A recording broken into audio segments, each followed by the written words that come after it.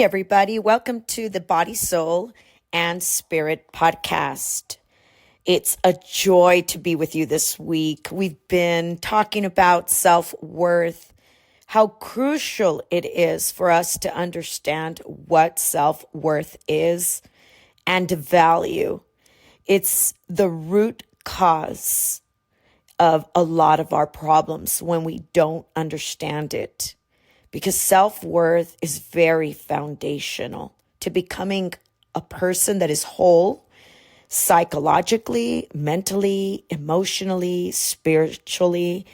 It's such a key concept. It's really the story of creation. It's really the story of redemption that we find in the Bible from Genesis all the way to Revelation. So it is foundational. It's the key to our spiritual being and to wholeness spiritually. And it is also key to our mental health, to our well-being, to becoming whole as an individual in our soul, and which actually involves our mind, our emotions. Self-worth is one of the most important fundamental things that we can actually understand, because it allows us to understand our value, that we have a unique purpose, that it matters that I'm here. And when I don't have a good, healthy sense of value of myself, then the foundation is cracked. Then we could try to build things externally and accomplish things externally, but inside there's still an emptiness. There's still a void. We don't quite understand that we are valuable when we're missing this clarity, this sense of self-worth. We end up feeling like we're not good enough, like we don't quite belong.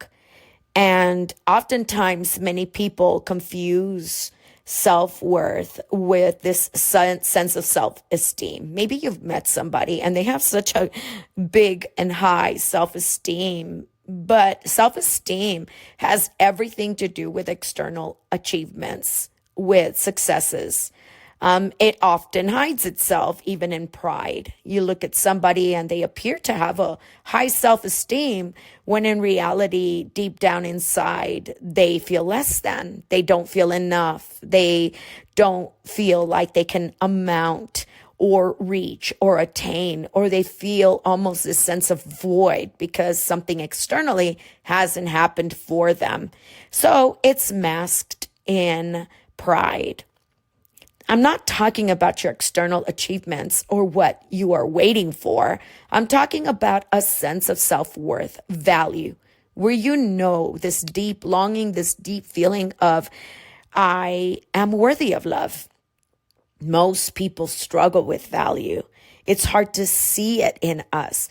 We can see it in others. We can see somebody as valuable, but we sometimes struggle to recognize it in ourselves, this sense of value. And oftentimes we end up having these false versions of ourselves because we've learned things about ourselves. Maybe somebody didn't treat you well or hurt you, or they've said some real mean things about you, and it's affected the way you see yourself. It's really not ego. It's not arrogance. It's not even entitlement. We talked about that last podcast. But a healthy sense of self-worth is going to be key in your life.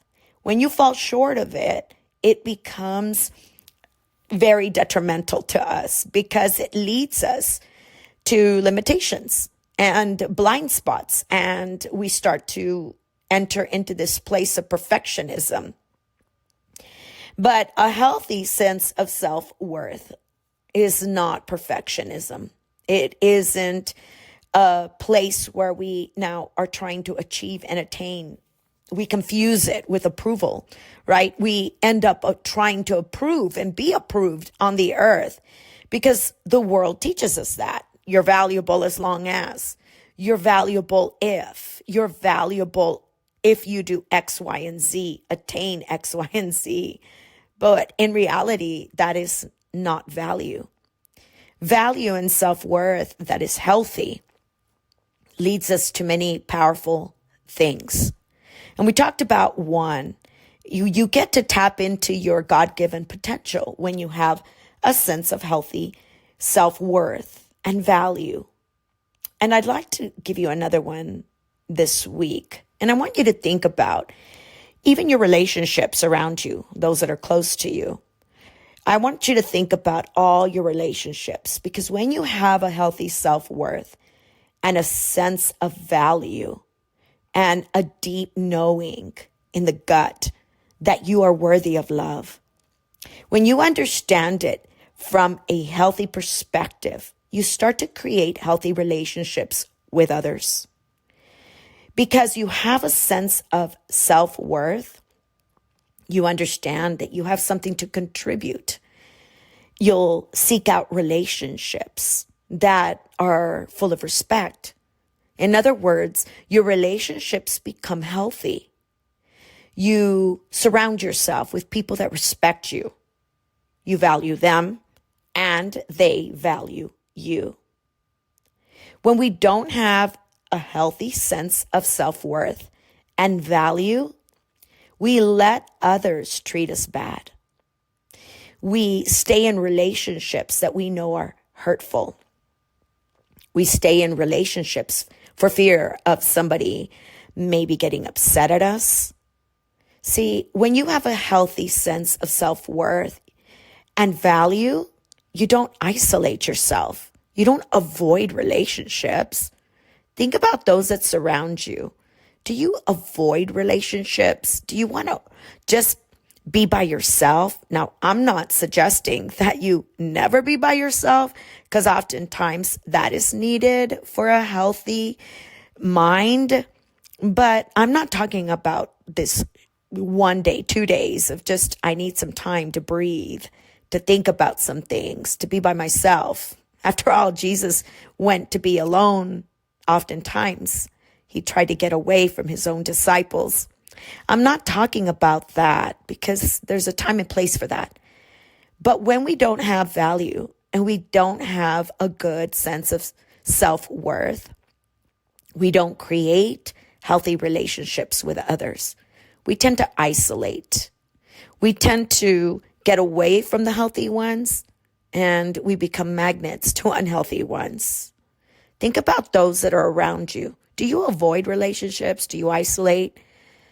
And I would suggest that what's happening is you don't value you.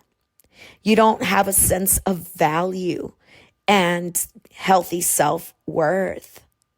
Because when you have value and self-worth, you know that you have so much to contribute. So you seek out healthy relationships that are two-way. Now, keep in mind, relationships are reciprocal. Reciprocal relationships are you give and take. I give to you and you give to me. That's healthy. I often have found myself where there are relationships that just take and take and take and take. And that's exhausting, because there's nothing coming back. And when you find that, typically the relationships ends up dying because it's only taking, but it's not receiving. When you have a sense of self-worth and value, you're not selfish. It's not just about you. It's not just about your needs, your wants. See, a healthy sense of value and a healthy sense of self-worth doesn't think of self all the time. What I'm going through, what I feel. No. A healthy sense of value and a healthy sense of self-worth has something to contribute to the earth, has something to contribute to others.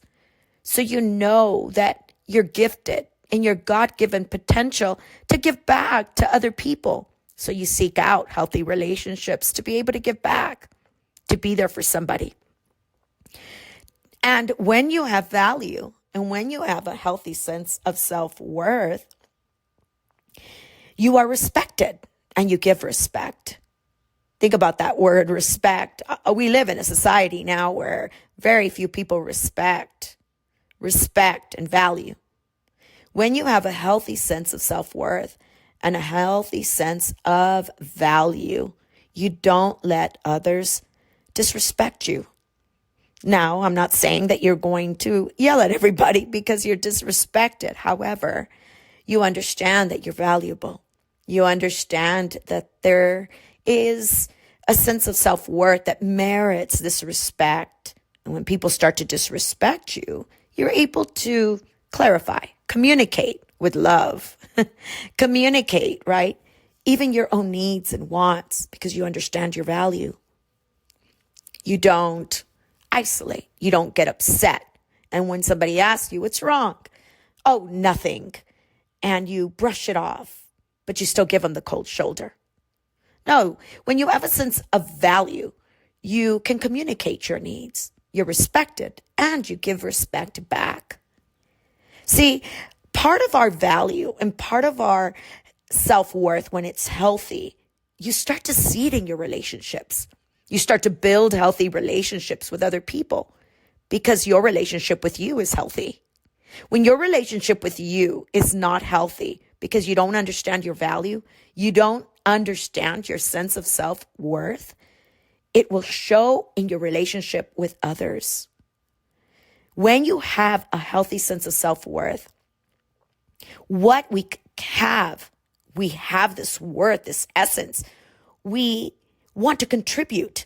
We want to have relationships around us that contribute to others, that have this. We want to contribute to society. We want to contribute to others because we have this healthy sense of self-worth. We're anchored. We understand our value. In our gut, we understand we have something to share too. I'm important. I'm valuable. I'm worthy of love. And it's a deep knowing. And I am worthy of love, receiving it, but also giving it. And because I understand in my gut that I'm worthy of love, I want to be able to give it to others because I am healthy with myself. I want to be able to contribute with others. Whenever you see somebody who's in isolation, they have problems with relationships. They can't seem to maintain good relationships. Now, I'm not talking about people that come and go because there's just some people that were not meant to be a part of your life. They were not meant to be in your destiny. So you let those go. But I'm talking about the relationships that are healthy. You seek them out. You value them. You respect them because you understand they're God-given relationships. And you have something to contribute. When we have value, when we have self-worth, we're not takers. We don't just take and take and take. There are two kinds of people on the earth. There are givers and there are takers. Give me, give me, give me. But what are you contributing? When you have a value and you have a good, healthy sense of self-worth, you contribute. You want to be a good friend. You want to be a healthy spouse. You want to contribute to this relationship. You seek it out. It's not just taking. Now, when we don't value ourselves, you'll find it even in rejection when somebody rejects you. But you have a sense of self-worth. You have a healthy relationship with yourself. You know that deep down inside you're worthy of love. You don't even look at rejection the same. When somebody rejects you and they don't want to be in relationship with you, but you're anchored in a healthy self-worth, you don't look at rejection like something's wrong with you. You look at rejection in a different way. Perhaps God was protecting you. God was covering, protecting you. Maybe not showing that individual your value. Now think about that. When you start to reframe rejection, you start to reframe things that happen to you relationally, then you're not moved in your value. You don't teeter-totter. You're not up and down.